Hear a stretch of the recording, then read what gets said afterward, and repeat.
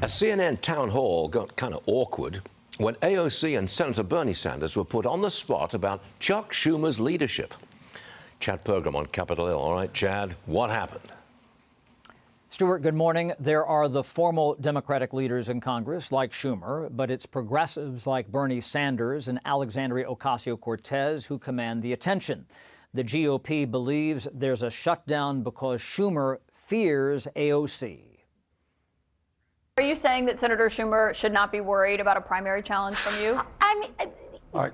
No. Let me jump in on this one. We had a housing crisis, a healthcare crisis, an education crisis, massive income and wealth inequality, a corrupt campaign finance system, and the media says, "Oh, you're going to run. What are you going to run for?" Nobody cares. A debate rages about what Ocasio-Cortez may do next. Republicans claim that Democrats are afraid of progressives, and that's what sparked the shutdown. The question is if the tug to the left keeps Democrats from reaching voters in the middle.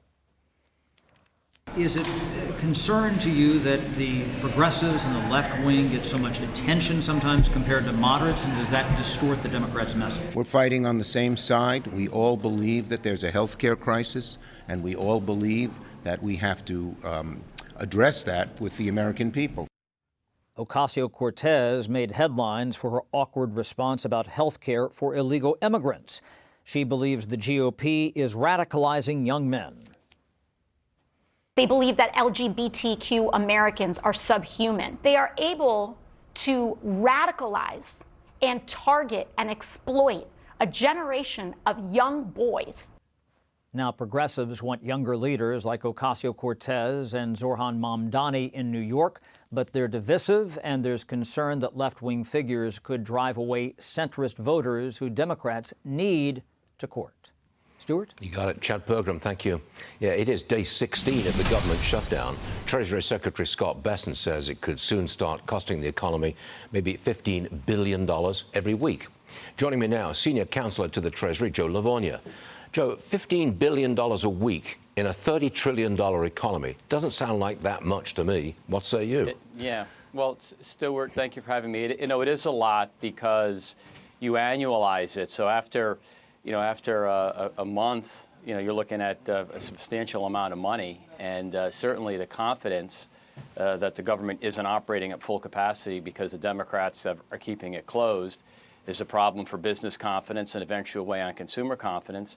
And then you've got the human aspect of it. There are a lot of federal workers who are doing many important things, whether it's air traffic controllers, military, where the president is getting them paid, whether it's law enforcement that aren't getting paid and they're living effectively now paycheck to paycheck. That's not a positive. So it's a bad look.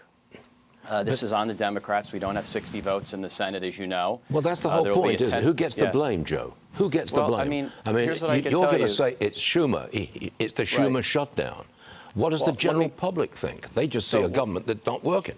Well, again, but the Republican leader Thune is now having a 10th vote on this, and the Democrats are holding the Republicans hostage and trying to undo many key parts of the One Big Beautiful Bill, which prevented health care from going to illegal workers, and worked in trying to streamline and cut back inefficient spending as it relates to Medicaid. And that's a big problem. If you look in the past, Stu, the last 4 years, the Democrats supported 13 clean continuing resolutions. And I went back and looked over the past 4 Democratic administrations, when the Republicans were the minority party, they voted for no less than 15 clean continuing resolutions. So this blame will go on the Democrats. The president wants the government open. The government has work to do. Okay. And hopefully, eventually, the Democrats will come to their senses. I want to ask a quick question about the president, President Trump. He says he might attend Supreme Court tariff case hearings. I'm just trying to visualize it. There's the President of the United States sitting, listening to the justices discuss a vital subject for his administration. But let me turn this around for a second. What happens to the economy if the tariffs are rejected by the Supreme Court? They could reject them. They could push them right out. If that's the case, if that happened, what happens to the economy? So we don't think the Supreme Court will do that. We don't think it makes any sense. The president has the authority to effectively control imports, which the tariffs are effectively doing by raising rates. And we think the court will rule in our favor. that they will not strike down IEPA as it's known. However, should the court surprise us and not do that, there are programs in place, or backup plans, so to speak, that will allow us to continue to build this tariff wall, which is so important. One, Stu, in terms of raising revenues, of which we could generate $300 billion this year, and also reindustrializing the economy. So we could use what's known as Section 122. Then we would immediately open up investigations using Section 301. So ultimately, the president is going to be successful in keeping these tariffs in place. But again, we'll see what happens with the court. Yes, we will. I'd love to see President Trump attend. That's a visual I'd like to see. Joe Lavorgna, thanks for joining us. We'll see you again real soon. Yes, sir. Thanks.